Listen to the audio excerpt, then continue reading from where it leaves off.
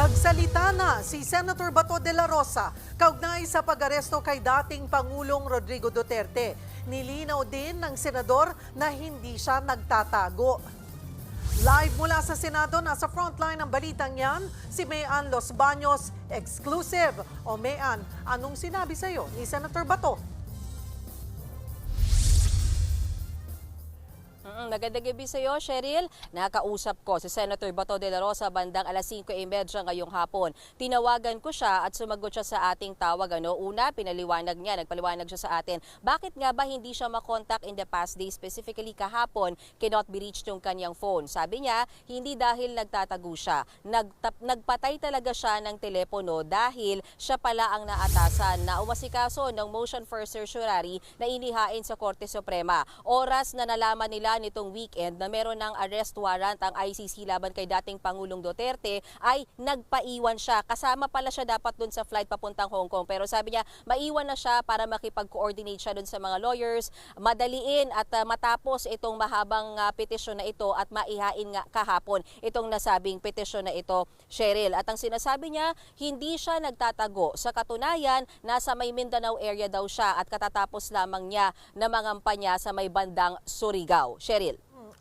Nakauhanan mo ba ng reaksyon, Mayan, si Senator Bato sa naging desisyon ng Korte Suprema?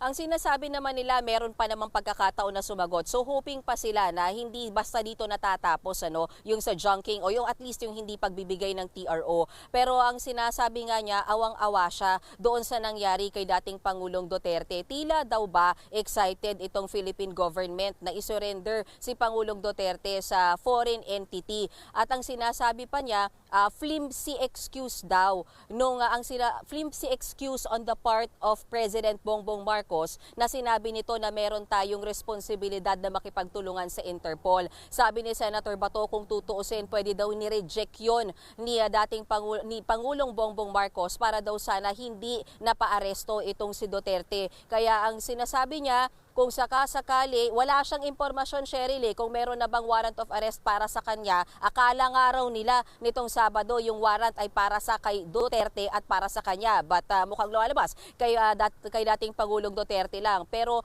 kung sakali daw na lumabas yung warrant, handa raw siyang magpaaresto at hindi nga raw siya nagtatago. Cheryl. Maraming salamat, Mayan Los Baños.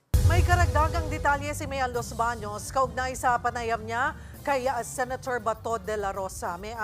May hiniling daw si Senator Bato de la Rosa kay Senate President Cheese Escudero. Ano raw yon?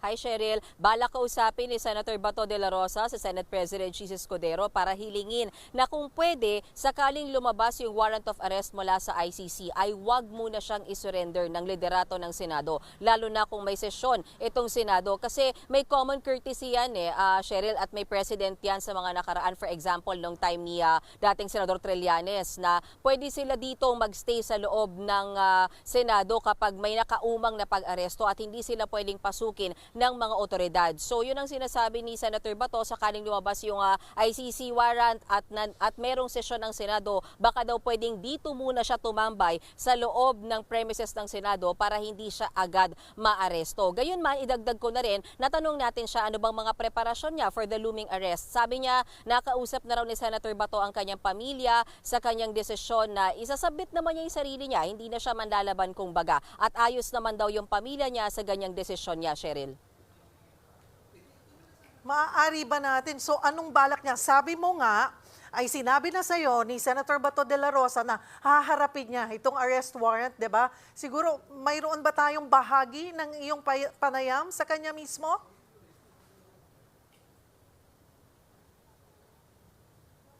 Oo, meron dahil dun sa kanyang interview, nagtagal yan ng 15 minutes at ang sinasabi niya talaga, ready naman siya na magpa-aresto kung sakasakali. Bagamat sinasabi niya, Cheryl, dati, alam mo yan, sa mga previous reports natin, sinasabi niya, hindi siya naniniwala na may jurisdiction ng ICC sa ating bansa. Pero dahil sa nangyari kay dating Pangulong Duterte, sabi niya, mukhang nagbago na yung paniwala niyang yun at ready na siyang magpa-aresto. At ang primary na reason niya, kaya daw willing siyang magpa-aresto, no, ay para maalagaan si dating Pangulong Duterte na awang-awa daw siya dahil din sa edad at dun sa kanyang frail health. Narito yung bahagi ng ating conversation with Senator Bato de la Rosa.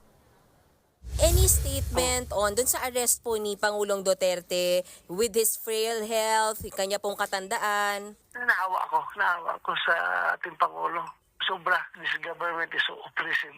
I can join the old man and hopefully makatulong ako doon sa kanya, maalagaan ko siya doon. If warrant is being served, is to be served, then I'm ready. I'm ready to submit myself to the authorities.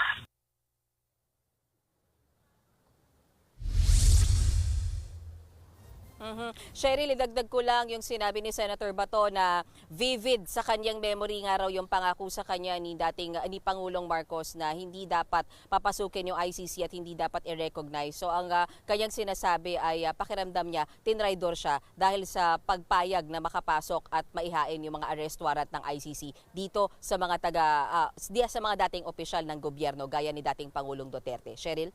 Maraming salamat, Mayan Los Baños.